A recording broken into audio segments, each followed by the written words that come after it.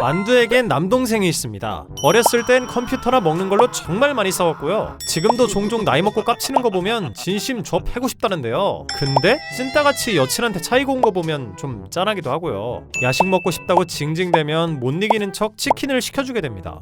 아무리 왼수 같은 혈육이라도 얘를 남이 욕한다고 생각하면 개빡치지 않나요? 형제킬러 이방원도 남이 형 동생 욕하면 약한 놈을 죽여버렸을 듯. 내 동생은 나만 까고 나만 때릴 수 있다고. 이런 제 마음 대체 뭘까요? 오늘의 교양만두, 나의 호정메이트 형제 자매입니다.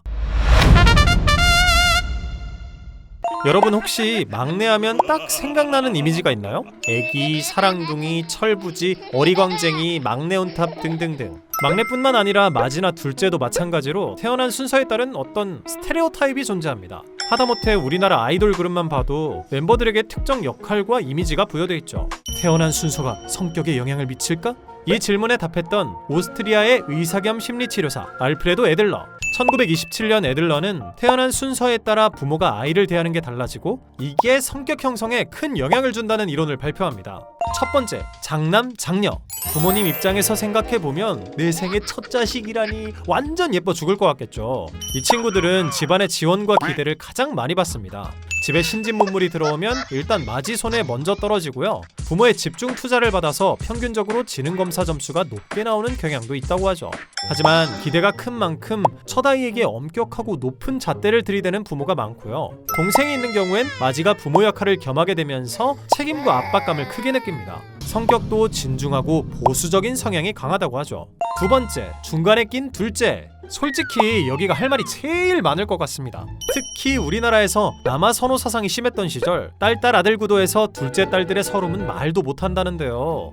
응팔 덕선이한테 그렇게 과몰입하는 사람이 많았다고. 둘째는 맏이나 막내만큼 부모의 주목을 받지 못하는 경우가 많습니다. 그래서 내 몫을 내가 직접 챙겨야 한다는 생각에 질투심과 경쟁심이 많은 성격으로 자라거나 혹은 부모의 관심을 받기 위해 지나치게 착한 아이가 될 수도 있습니다.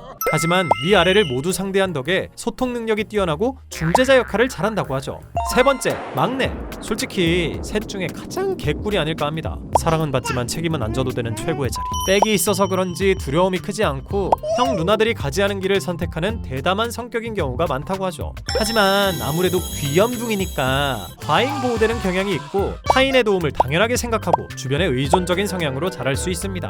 네 번째, 외동. 대충 첫째 80%, 막내 20% 자아로 구성된 외동입니다. 대체로 첫째와 비슷하다는데요. 부모의 전폭적인 사랑과 관심을 받아서 성취욕과 인정욕구가 강합니다. 항상 집안의 중심이었기 때문에 본인이 1등이 아니면 불공평하다고 느끼는 경향도 있다고 하죠. 당연한 말이지만 이 에들러의 이론은 이론일 뿐 단순히 몇 번째로 태어났는지는 성격과 별 관계 없다고 말하는 후속 연구도 많습니다. 형제 간 나이 차이나 아이들 성별 조합, 부모의 사회경제적 지위 등의 요소가 더 영향을 많이 끼친다는 거죠. 구약 성경에는 인류 최초의 형제가 등장합니다. 바로 카인과 아벨, 아담과 하와의 아들들인데요. 어느 날 이 두 형제가 하느님께 제물을 바칩니다. 카인은 직접 기른 곡식, 아벨은 자기가 기른 가장 좋은 새끼양을 바쳤는데 맛잘알이었던 하나님은 아벨의 양고기만 홀랑 가져가고 카인의 곡식은 개무시해요. 마상을 너무 심하게 입은 나머지 휙가닥 돌아버린 카인. 강약약강이라 하나님한테 개기진 못하고 지 동생인 아벨을 돌로 쳐서 죽여버립니다. 아니, 네가 그러고도 형이야? 형제 자매 간의 관계성에 대한 연구는 대부분 갈등 관계에 집중합니다. 부모의 사랑이나 지원 등 살아가는 데에 필요한 자원은 한정돼 있고 형제는 이걸 나눠 써야 하기 때문에 본투비 라이벌 관계라는 거죠. 특히 형제자매 수가 많았던 과거엔 더더욱 서열 관계를 명확히 할 수밖에 없었겠죠. 안 그러면 집안 풍비박산 개박살나니까. 그럼에도 형제자매는 부모를 제외하면 인격이 발달하는 아동기에 가장 많은 시간을 함께 보내는 사람이죠. 이 관계를 통해 인간은 처음으로 협력하고 사회화됩니다. 자연스럽게 애착이 형성되고요.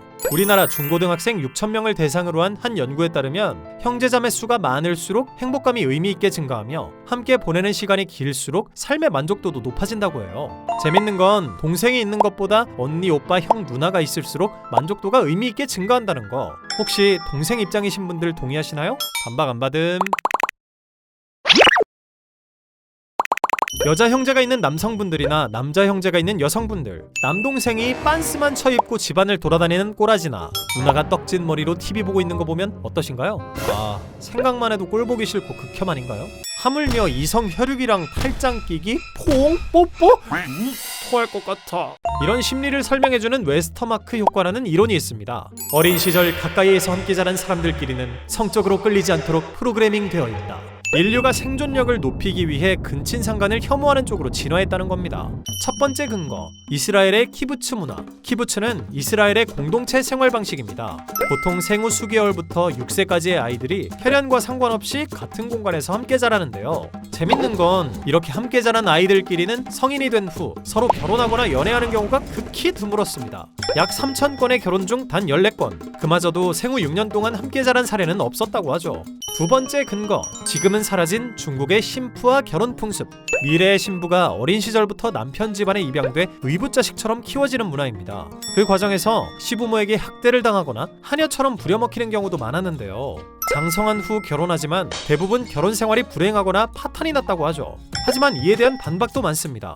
그럼 옛날 사람들은 왜 친족끼리 결혼했냐? 이게 진화 때문인지 아니면 사회적 금기 때문인지 어떻게 구별하냐? 아무래도 복합적으로 해석해야 할 문제겠죠. 최근 동생이 있는 사람들은 왜 꼭 내 동생이라고 하고 우리 동생이라고 안 하냐는 질문을 받는데요. 아, 그거야 당연합니다. 엄마가 나 가지라고 낳아줬기 때문임. 지금까지 교양만두였습니다. 감사합니다.